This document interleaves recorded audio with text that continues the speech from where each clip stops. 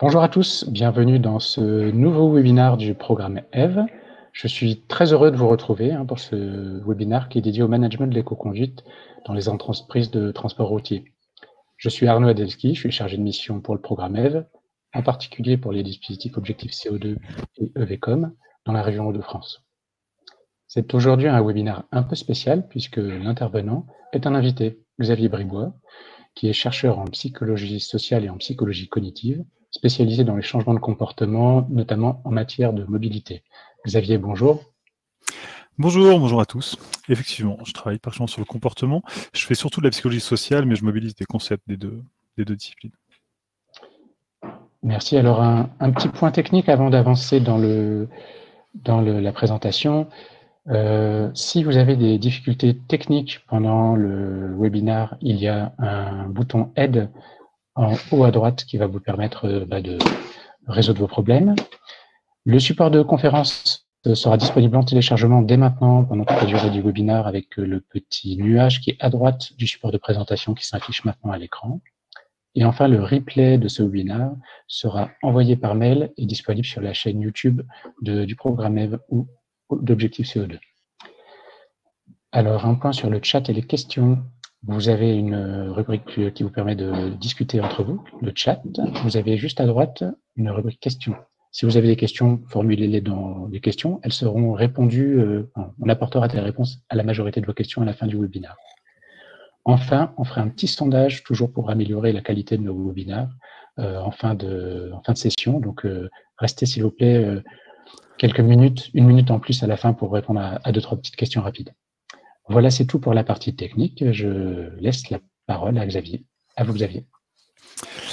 Donc, rebonjour. Donc, juste pour introduire, moi, je travaille sur le comportement et on passe un certain temps avec des collègues à essayer de comprendre comment on peut faire changer les comportements sur des tas de sujets.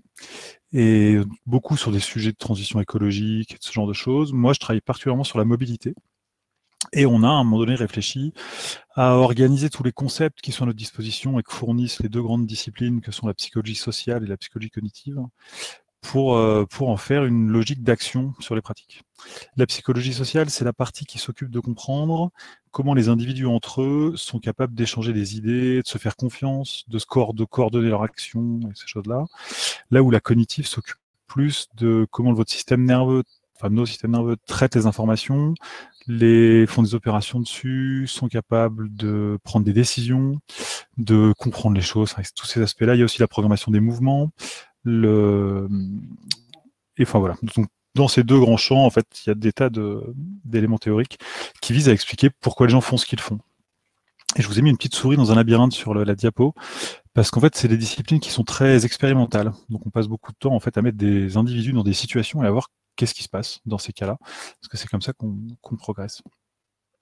Donc, ce que je voulais dire, c'est que nous, on a notre grille d'analyse. Moi, j'ai pas encore fait le travail de réfléchir dans le détail à comment ça se traduisait sur la pratique de l'éco-conduite. L'idée aujourd'hui, c'est de présenter ces éléments de manière assez théorique, où j'ai déjà commencé à un peu réfléchir, et après, à travers les questions, qu'on essaye de bien l'appliquer au sujet qui nous occupe. Donc, pour vous situer un petit peu, pour avoir fait pas mal d'opérations de terrain sur divers sujets avec du comportement, en général, on s'aperçoit qu'on a un peu toujours les mêmes idées a priori sur comment on peut les faire changer. Et on s'aperçoit, un jour j'ai fait la liste de ce qui avait été déjà envisagé, on pense éventuellement à la contrainte, on peut essayer de forcer les gens à faire une chose plutôt qu'une autre, ou de trouver une solution technique qui fait qu'il y a une manière de faire qui va être la bonne et que finalement on n'aura pas tellement le choix. Ou alors on va passer par de la surveillance ou de la loi, selon les sujets, ça peut être très collectif ou très plus local dans des petites organisations. Ou alors on va penser à la récompense et à la punition, le bâton et la carotte. Ou alors on pense à l'éducation, qui peut être l'éducation au sens large pour la société, mais donner de l'information aux gens à une autre échelle, ou à de la persuasion plus ou moins argumentée. On va essayer d'expliquer aux gens pourquoi c'est une bonne idée de faire une certaine chose plutôt qu'une autre, et on va se dire que puisqu'on a changé leurs idées, leur comportement va s'adapter à ça. Le problème quand on réfléchit comme ça, quand on suit une de ces solutions, c'est pas forcément que c'est des mauvaises solutions, c'est qu'en général, la personne qui a besoin de réfléchir à comment on va faire changer un comportement ou promouvoir un comportement, il n'a pas forcément la capacité à se dire tiens, j'ai tel catalogue d'options à ma portée, de stratégies pour atteindre mon but. Il va penser à une solution et il va essayer de réfléchir à comment on fait pour la mettre en œuvre, ce qui est déjà pas facile. Du coup, on va rater un petit peu une étape d'optimisation et de réflexion de fond, entre guillemets, que moi je pense pouvoir fournir, et c'est pour ça que je pense que c'est utile d'amener ces éléments un peu théoriques, parce que ça permet de se rendre compte qu'en fait il y a tout un système là derrière de choses qui se déroulent dans l'individu, dans les groupes, etc. Et que c'est bien de le prendre en compte pour avoir des solutions efficaces pour réussir à faire changer les comportements. Alors en pratique, pour vous donner un exemple, le premier piège dans lequel on tombe, et qui est vraiment le plus gros problème qu'on a quand on veut faire changer les comportements, c'est qu'on pense qu'on a compris ou qu'on comprend pourquoi les gens font ou ne font pas une certaine chose, et c'est sur la base de cette analyse qu'on fait qu'on va mettre en place des actions pour les faire changer. Et si l'analyse n'est pas parfaitement juste, eh ben les actions seront fausses, enfin seront inadéquates. Un petit exemple, moi je travaille beaucoup sur les politiques de mobilité, comment font les villes ou les grandes ou les agglomérations pour essayer de peser sur les choix de mode de transport de leurs habitants et faire en sorte qu'ils recourent moins à l'automobile, moins souvent en tout cas, ou en tout cas pas tout seul. Et pendant très longtemps, on s'est dit que finalement, enfin on s'est dit, les économistes essentiellement, se sont dit que finalement tout ça était une question de choix du trajet le plus court et du mode de transport qui coûte le moins cher, et que comme ça on pouvait expliquer les préférences pour différents modes de transport. On supposait que le choix était rationnel. On appelle ça la théorie du choix rationnel d'ailleurs. On suppose que l'individu cherche le bénéfice maximal et le coût minimal, et que c'est ça qui explique tous les choix, à peu près. Et donc, quand on réfléchit comme ça, si on veut faire en sorte que les comportements changent, qu'est-ce qu'on fait? Ben, on se dit, je vais faire en sorte que ça coûte moins cher ou que ça aille plus vite avec le mode que je veux privilégier, par exemple le bus. Et j'imagine que spontanément, les gens vont se réadapter et changer leur pratique pour aller vers le mode qui est le plus performant. Donc là, on est dans une analyse qui présuppose la rationalité des acteurs et qui met en place des actions qui s'appuient sur cette rationalité. Et en fait, depuis 25 ans qu'on fait ça, ça marche pas beaucoup, et pour plein de raisons, notamment le fait qu'en fait le choix est assez peu rationnel. En fait, on est capable de faire des choix rationnels individuellement si on fait l'effort, si on s'arrête, si on prend le temps.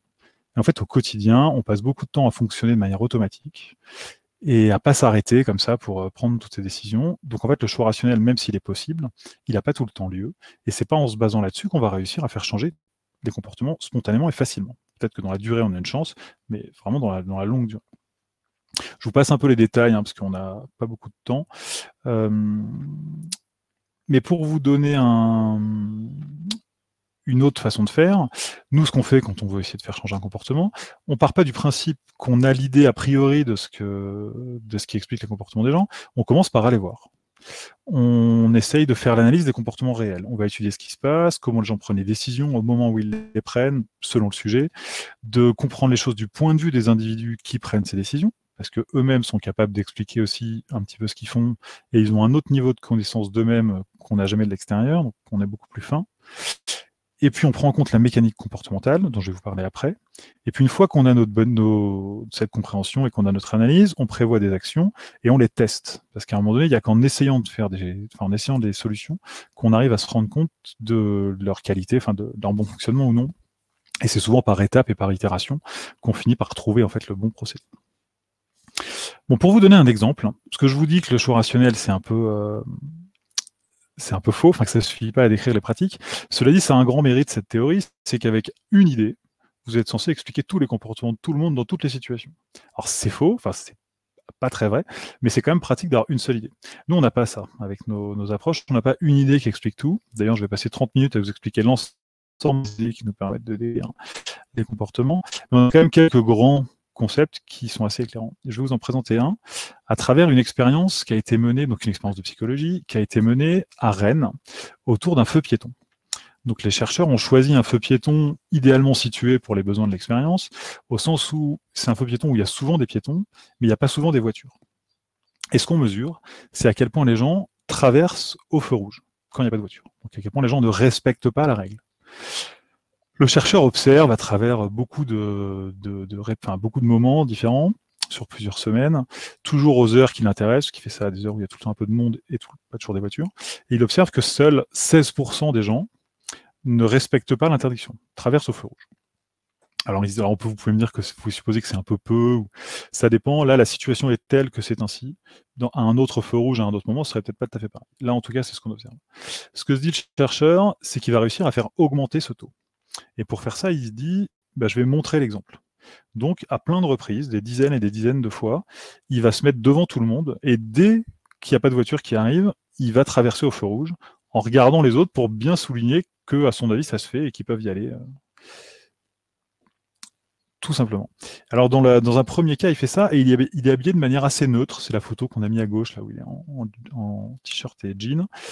Et en fait, on n'a pas d'impact. Le 18%, c'est l'épaisseur du trait, c'est pratiquement la même chose que quand il n'est pas là. Alors, il se dit, j'ai raté quelque chose, je suis pas assez signifiant, ou je donne pas assez de l'exemple. Je vais faire la même chose, mais avec un costume 3 pièces. Il refait exactement la même chose, avec son costume, la cravate, les chaussures vernies, la mallette, etc.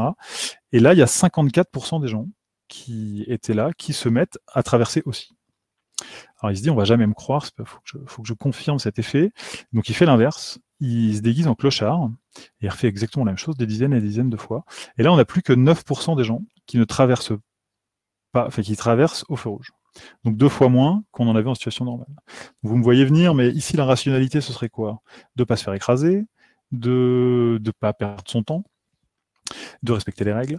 Et on voit bien qu'il y a quelque chose d'autre qui participe, qui est le comportement des autres.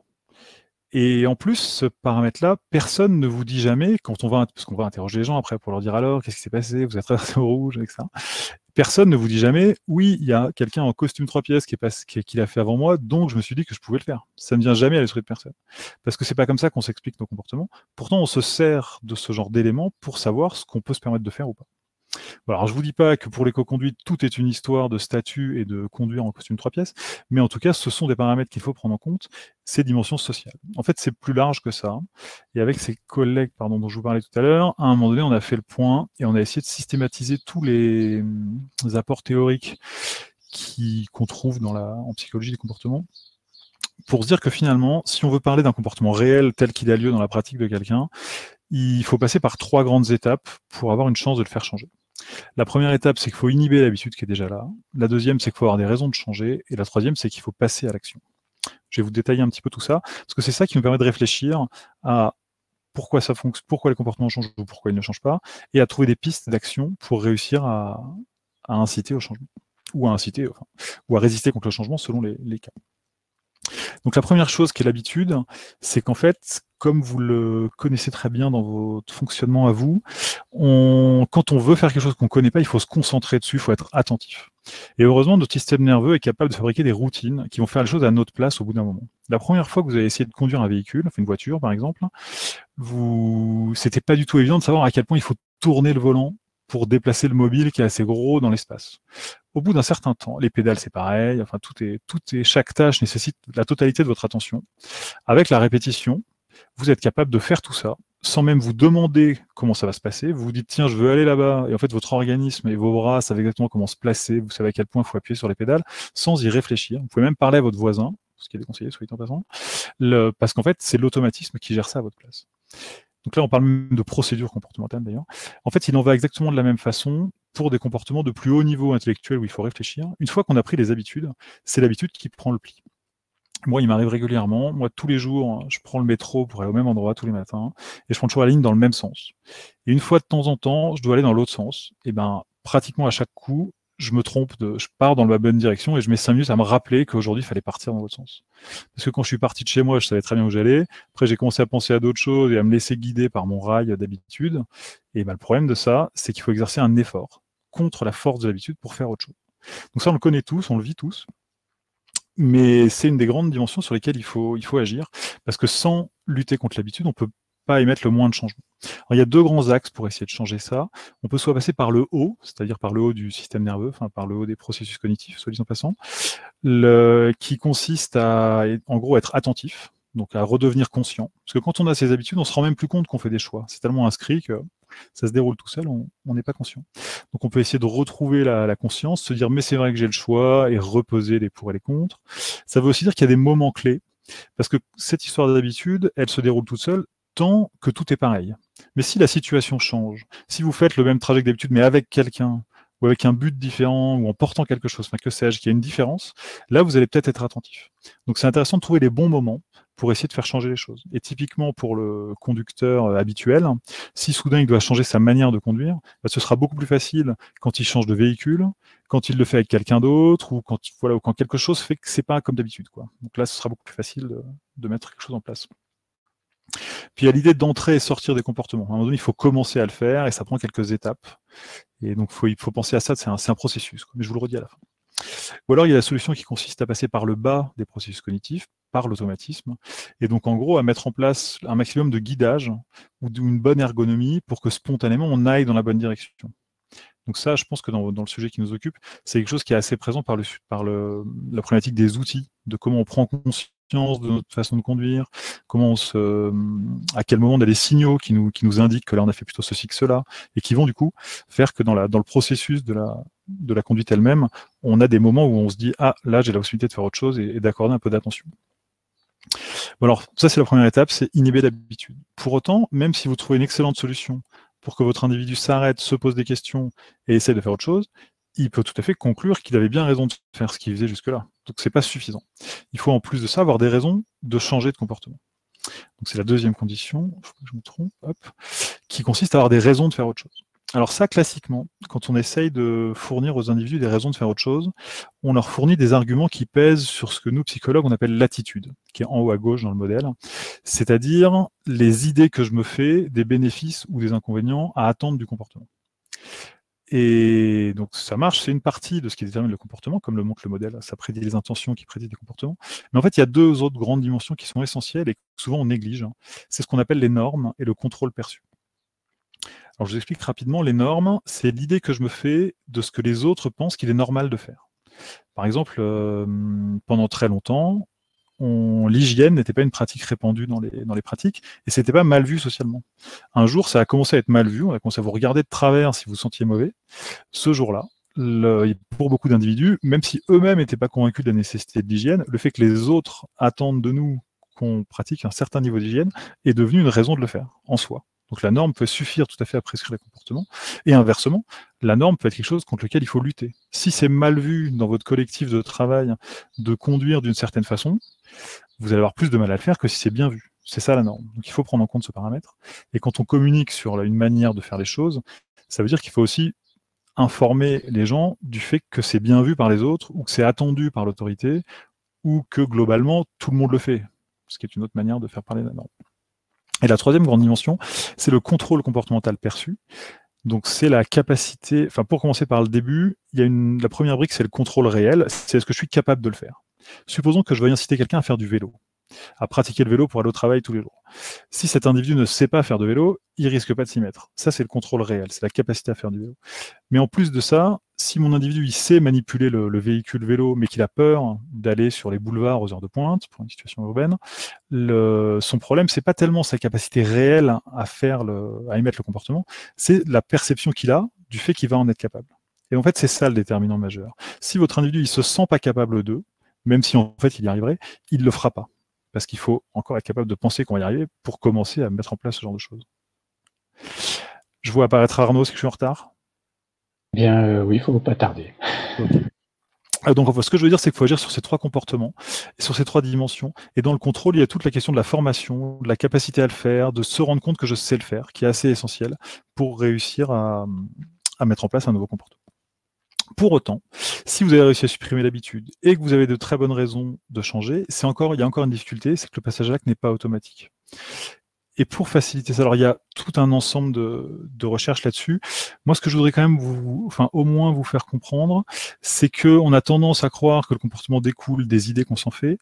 Et là aussi, quand on essaye de faire changer les comportements en donnant des messages aux gens, on s'aperçoit qu'on a peu d'effet.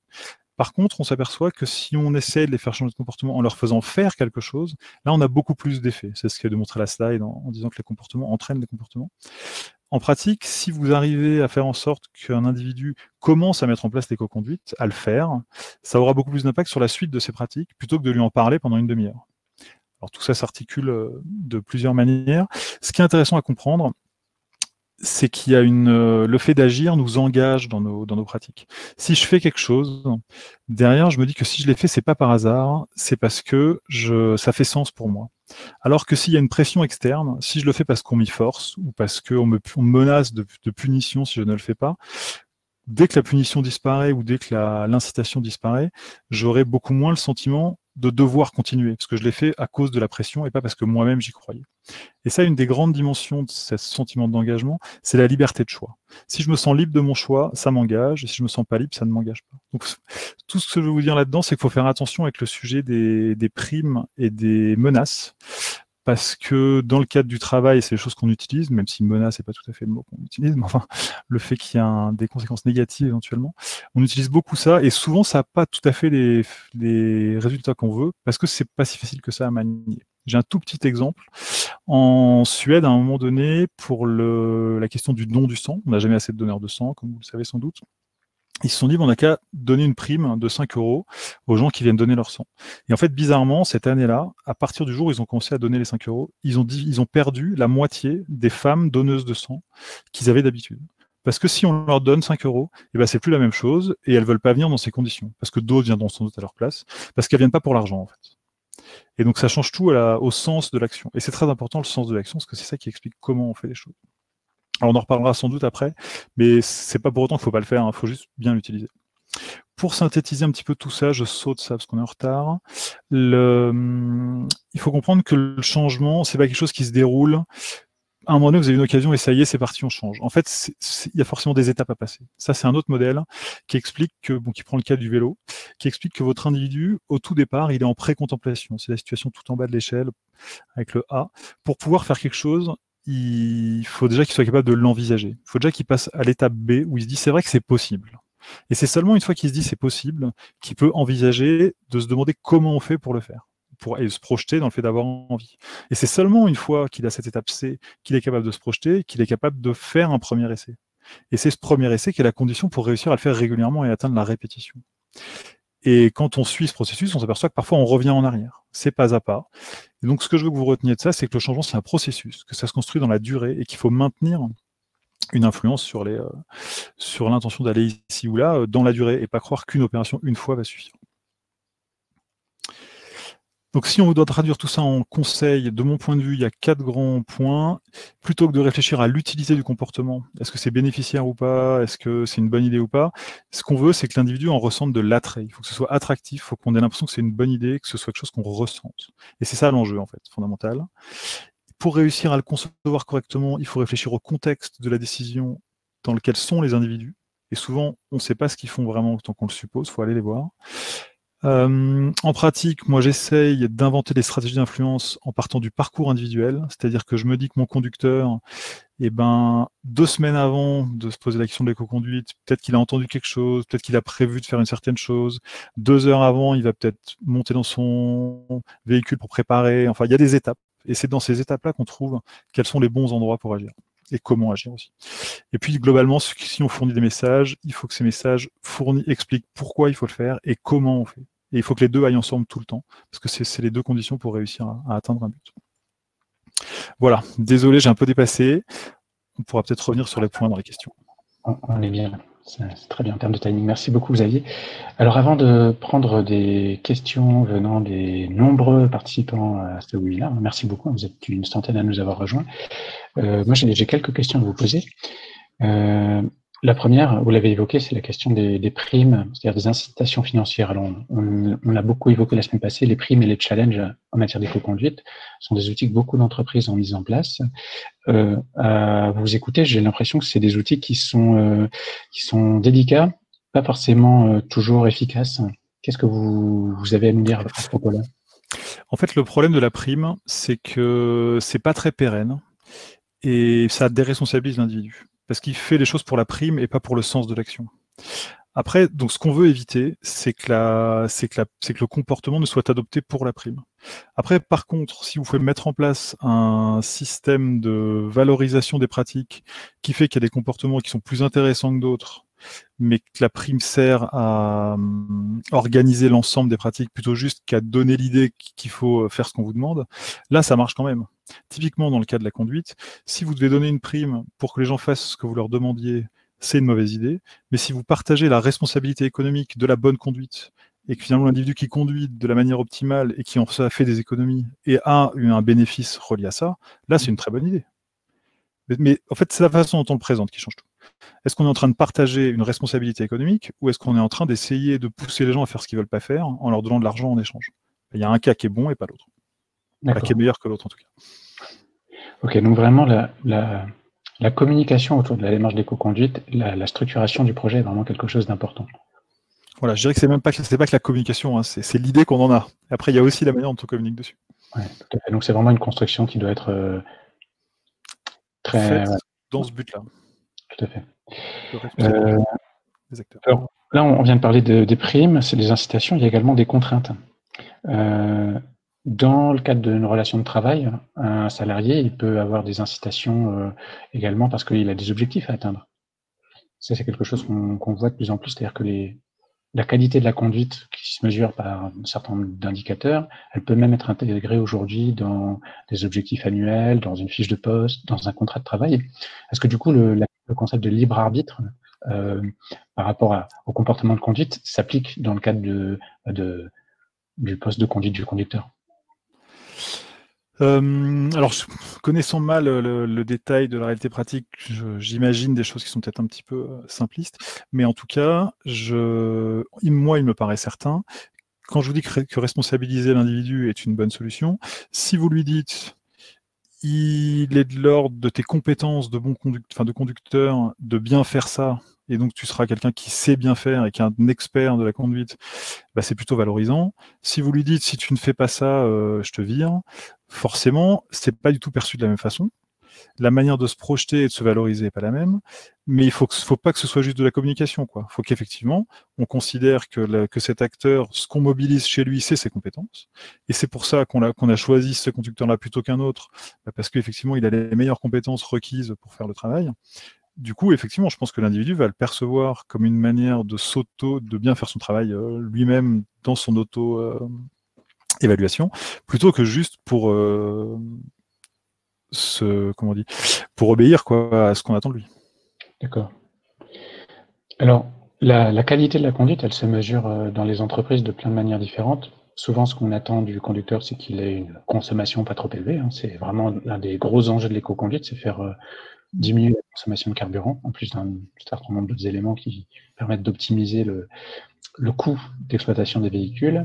Et on utilise également un certain nombre d'indicateurs qui sont des indicateurs qui viennent directement du véhicule. Hein. C'est ce qu'on appelle la télématique embarquée, qui permet de suivre presque en direct un certain nombre d'indicateurs comme la vitesse moyenne, le niveau de plage verte orange ou rouge. Rouge, c'est quand on est vraiment dans des régimes moteurs élevés. Le temps passé en utilisant l'inertie du véhicule, le temps passé en utilisant le frein pour ralentir. Et tout ça, ça nous remonte des infos qui permettent de donner même ce qu'on appelle des notes de conduite ou des scores d'éco-conduite. Voilà. Est-ce que le fait d'avoir tout ça pour pouvoir monitorer la qualité de la conduite des conducteurs, est-ce que ça peut pas induire chez les conducteurs un sentiment d'être surveillé et donc des réactions négatives qui vont aller à l'encontre des objectifs qu'on a à travers la mise en place du management d'éco-conduite? Alors évidemment, ça peut être tout à fait désagréable d'avoir le sentiment qu'on vous surveille et qu'il y a quelqu'un derrière votre épaule tout le temps. C'est vrai dans tous les cas. Mais dans cette situation, si on a, donc encore une fois, on a pourquoi les individus, pourquoi les conducteurs se mettraient à faire l'éco-conduite et à bien le faire. Il y a à quel point ils sont convaincus que c'est une bonne idée de le faire, et l'autre partie, c'est à quel point ils sont capables de le faire. Et en fait, ces outils dont vous parlez, c'est les outils qui leur fournissent les moyens de se rendre compte de leur levier d'action. À quel endroit ils peuvent changer quelque chose, à quel moment ce qu'ils ont fait a été efficace, suffisant ou pas. Donc finalement, ces outils-là dont vous parlez, moi j'ai l'impression qu'ils devraient être dédiés à fournir au conducteur les moyens de maîtriser sa conduite, plutôt qu'à fournir à son employeur ou à son chef l'occasion de lui donner des punitions ou des primes, quoi. Alors ça peut servir aux deux enjeux peut-être, mais je pense que l'objectif premier de tout ça, ça doit être, encore une fois, dans une logique de responsabilisation, de fournir à l'individu les moyens de mettre en place les bonnes stratégies de conduite. Très bien.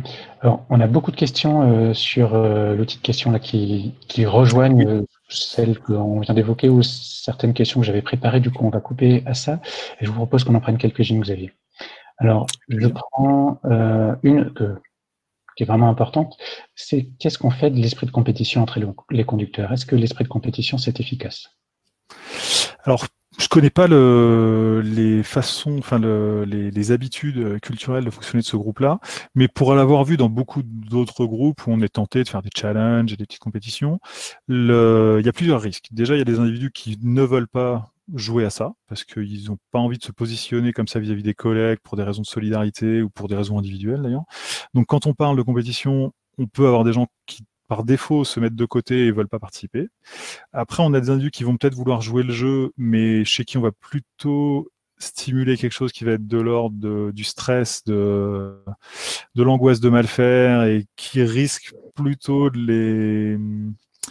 Enfin, qui va les faire participer, mais pas forcément dans le bon sens, quoi. Moi, en général, ce qu'on observe le mieux, c'est la compétition contre soi-même. C'est est-ce que je suis capable de m'améliorer? Est-ce que je peux faire mieux que la dernière fois? Est-ce que j'ai compris pourquoi j'ai pas fait bien ou pourquoi j'ai fait bien? Enfin, ces choses-là, ça marche pas mal. La compétition entre pairs, ça marche bien quand on a déjà un esprit un peu de camaraderie qui fait que c'est plutôt un jeu. Ça peut aller.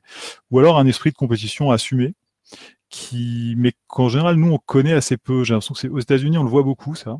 Le côté, c'est le sport, un jour je gagne, demain c'est toi. Mais chez nous, c'est moins évident. Alors, si vous savez le manier dans vos équipes, vous pouvez tenter le coup, mais moi, j'éviterai, parce que souvent, on a des résultats négatifs quand même. D'accord. Donc, c'est vraiment une question de culture d'entreprise, voire de culture... individuelle, de secteur, d'entreprise, ouais. Voire de groupe. Alors, il y a une question qui revient beaucoup, hein, c'est est-ce que les entreprises qui utilisent des primes ont malgré tout de bonnes retombées à moyen terme? Moi, je connais pas mal d'entreprises qui utilisent la note d'éco-conduite. J'aime bien le terme de note d'éco-conduite, je trouve ça un peu infantilisant personnellement, mais qui utilisent en tout cas cet indicateur-là pour pouvoir fixer des primes. Qu'est-ce que ça donne à moyen terme dans une entreprise de transport? Alors moi, je pense qu'effectivement, l'enjeu de la prime, il y a l'enjeu immédiat de comment il est perçu. Après, si ça se maintient dans la durée et que ça devient une façon de fonctionner, bon, l'individu commence à peut-être considérer différemment la place de la prime et à se rendre compte que c'est pas une prime pour un comportement, c'est plus une manière d'arbitrer entre des pratiques A ou B. Et dans ce cas-là, sur le long terme, on peut avoir des effets qui sont meilleurs que ceux qu'on a a priori. Le gros risque, surtout, c'est si un jour, on espère que les gens ont pris l'habitude et qu'il n'y a qu'à supprimer la prime. Là, on observe dans plein de cas que le jour où on supprime la prime, les gens font exprès d'arrêter de le faire. Parce qu'ils ne vont pas faire gratuitement quelque chose qui jusque-là avait une valeur.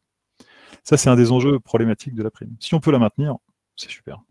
Ouais, c'est compliqué. Je pense en particulier aux entreprises qui, là, sont face à une situation économique très dure en ce moment et qui vont pas avoir les moyens de maintenir les primes. Est-ce que dans ce cas-là, on risque pas d'avoir, pour toutes celles qui le faisaient, un impact négatif sur la qualité de la conduite des conducteurs? Bon, après, on peut aussi faire confiance à certains conducteurs, en tout cas, pour comprendre que c'est une situation, que c'est peut-être temporaire, ou en tout cas que c'est circonstanciel et que ça a vocation à revenir après. Tout est fait, il y a beaucoup de paramètres, donc c'est très dur de faire des prédictions. D'accord. Alors, il y avait une question très intéressante juste avant, qui était, oui, on a des conducteurs qui ne sont pas très sensibles à une dimension environnementale, écologique de l'éco-conduite. C'est-à-dire que pour eux, c'est vraiment quelque chose de très secondaire. Donc, ils adhèrent pas. Il n'y a pas d'adhésion aux arguments rationnels qui amènent à favoriser certains changements de comportement. Comment faire passer dans ces cas-là les bénéfices de l'éco-conduite à ces conducteurs? Alors globalement, en fait, sur tous les sujets, hein, même sur tous les sujets environnementaux, on voit bien que sur le principe, même les gens les plus militants, sur le principe, ils sont d'accord avec tout. Pourtant, en pratique, il y a quand même un écart, quoi. Et ceux qui en plus sont pas très militants, bon, ils veulent bien ne pas détruire la planète. Ça paraît quand même, c'est comme être pour la guerre, hein, c'est un peu difficile. Mais quand il faut s'y mettre, ils trouvent que ça vaut pas forcément la peine. Ce qu'on observe souvent, c'est que finalement, si on a une bonne raison, c'est-à-dire personnelle ou un bénéfice personnel de faire quelque chose, et qu'en plus de ça, il y a un bénéfice environnemental, les gens vous disent oui, quand même, le bénéfice environnemental est important. Mais il faut les deux. En fait, là, vous avez un bénéfice environnemental, mais vous avez un bénéfice immédiat économique pour l'entreprise, si je comprends bien, et a priori, du coup, pour le conducteur aussi, puisque quelque part, il est intéressé au fonctionnement de son entreprise. Donc, il faut réussir à articuler les deux. leur dire qu'il y a des bonnes raisons de faire ça, pour des raisons de bon fonctionnement, d'économie, pour des raisons d'amélioration permanente, d'amélioration continue d'ailleurs on dit, de l'ensemble des processus, et pour des raisons environnementales en prime. Mais c'est sûr qu'il ne faut pas les mettre en premier si le public n'est pas sensible à ça. Il y a une question qui ne nous est pas posée, mais l'éco-conduite, c'est vraiment un levier d'amélioration de la performance économique de l'entreprise, au-delà de la consommation de carburant, puisque ça réduit les consommations de plaquettes de frein, ça réduit l'usure des pneumatiques, très gros poste de charge dans les entreprises de transport, ça réduit l'accidentologie, et l'accidentologie, c'est aussi des marchandises qui ne sont pas livrées au temps, donc c'est des difficultés, de l'argent qui ne rentre pas pour l'entreprise, donc ça coûte très cher. Et donc il y a cet argument économique qui est intéressant pour l'entreprise. Comment est-ce qu'on peut le manipuler, enfin l'utiliser? Comment est-ce qu'on peut y faire adhérer les conducteurs? Est-ce que, encore une fois, manipuler des arguments rationnels est un bon levier? Alors, faut pas négliger la rationalité, c'est bien de fournir l'argument. Par contre, faut pas croire que ça va suffire. Il faut aussi mettre autre chose en place. C'est un peu dur de répondre, la question est quand même assez complexe, enfin, assez vaste. Moi, je dirais, c'est ce que j'essaie de dire avec la responsabilisation, là, c'est que finalement, pour que le conducteur ait les meilleures raisons du monde et s'en rende compte de mettre en place l'éco-conduite, il faut qu'il se rende compte qu'en faisant ça, il va améliorer les conditions de vie de tout le monde, de son entreprise et les siennes. Donc c'est là où la prime, elle fait sens.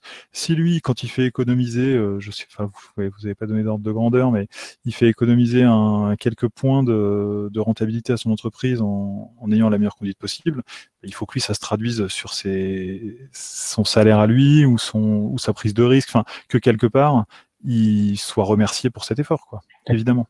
Ouais, c'est intéressant parce qu'on voit Et en plus de ça, lui parler de tous les enjeux qu'il y a là derrière, pour faire sens et qu'il se rende compte que c'est pas par hasard si on l'incite. Alors, j'ai eu plusieurs interventions là dans les questions de personnes qui disent la satisfaction personnelle du conducteur est au moins aussi importante que la prime. Même si la prime, comme vous venez de l'expliquer, quand on la voit comme un retour de l'entreprise pour l'effort que fait le conducteur et non pas une carotte, ça a du sens. Donc, la satisfaction personnelle, ça me paraît être un point important à encourager.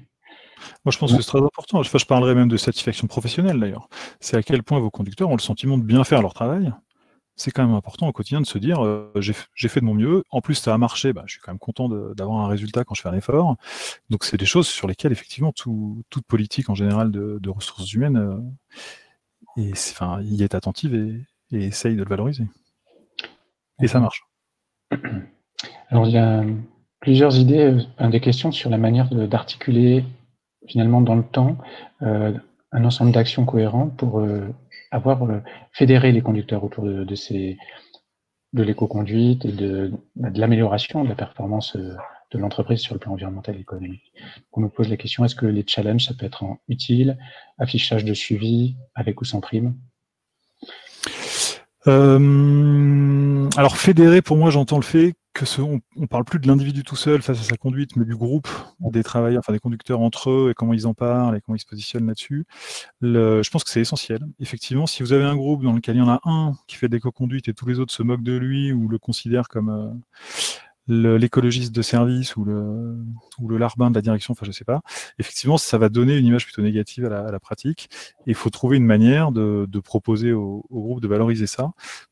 Je pense que dans la durée, ils vont bien se rendre compte que c'est bénéficiaire parce que comme c'est bien vu par l'entreprise, ça va être valorisé de différentes manières, donc à un moment donné, c'est intéressant pour tout le monde.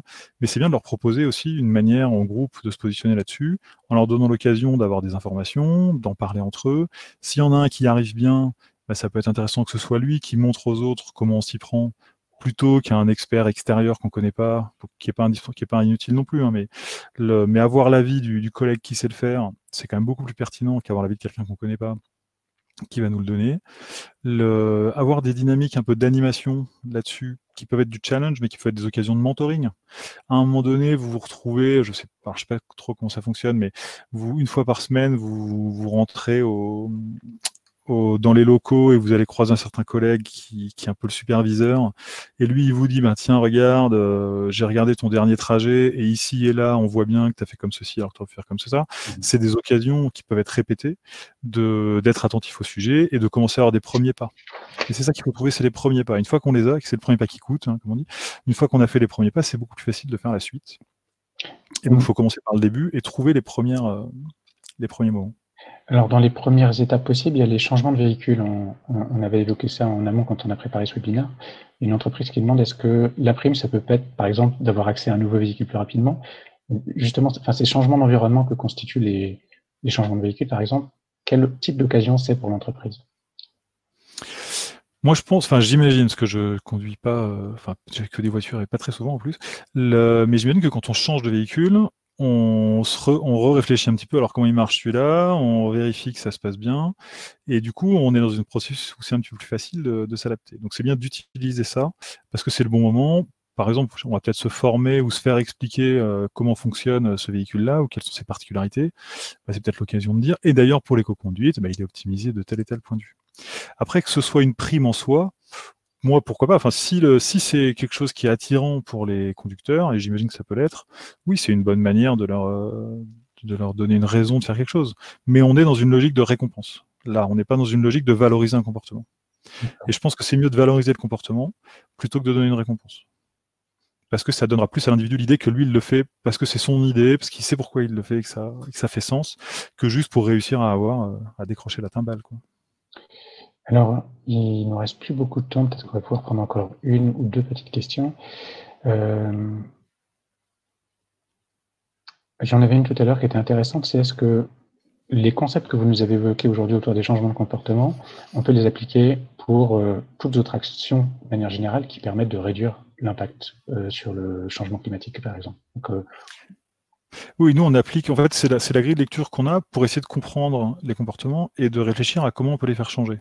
Donc, on applique la même chose sur comment on fait pour inciter les gens à arrêter la cigarette, comment on fait pour inciter les gens à trier leurs déchets. Enfin, la logique permet d'organiser la réflexion. Après, là, j'ai déjà un petit peu détaillé sur le cas de l'éco-conduite. C'est un petit peu plus compliqué parce que normalement, il faut plutôt 3 heures pour faire le tour que 30 minutes. Mais en tout cas, le principe est là. d'accord. Et pour répondre un petit peu rapidement à ce que je vois là, oui, c'est important de faire vivre dans l'organisation le sujet. Si les managers ne se saisissent pas du sujet, bien entendu, les conducteurs derrière ont plus de mal à s'approprier. Il y a des enjeux collectifs là-dessous, d'animation, de RH qui sont essentiels. Et un dernier point, parce que je l'ai peut-être pas assez dit, je pense qu'il y a une énorme dimension sur les retours que le conducteur a sur sa pratique. Je me rends pas compte d'à quel point c'est difficile de le faire, mais j'ai participé aussi à des trucs d'éco-conduite il y a quelques années quand c'est apparu, j'avais fait un test sur simulateur, là. Et bien sûr, quand on vous montre du doigt que ça, c'est le bon comportement, que ça, c'est le mauvais, et que là, on a un différentiel avec là, on n'en a pas, on le voit tout de suite. Mais en pratique, sur le terrain, on est en train de faire 10 choses en même temps. Et on n'arrive pas à être attentif que à ça, et l'information n'est pas saillante comme ça. Donc tout ce qu'on peut faire qui va faciliter la perception de ce qui est un bon style de conduite et un mauvais style de conduite, enfin en tout cas performant, pas performant, c'est aussi un énorme levier qu'il ne faut pas négliger. Ça peut être faire un tour avec quelqu'un d'autre qui sait vous le dire, ça peut être des outils techniques, enfin il y a plein de manières, mais c'est très important. D'accord. Donc si je résume, vraiment l'entreprise doit mettre en place un environnement qui permet au conducteur de lui se mettre en situation de progresser dans la qualité de sa conduite.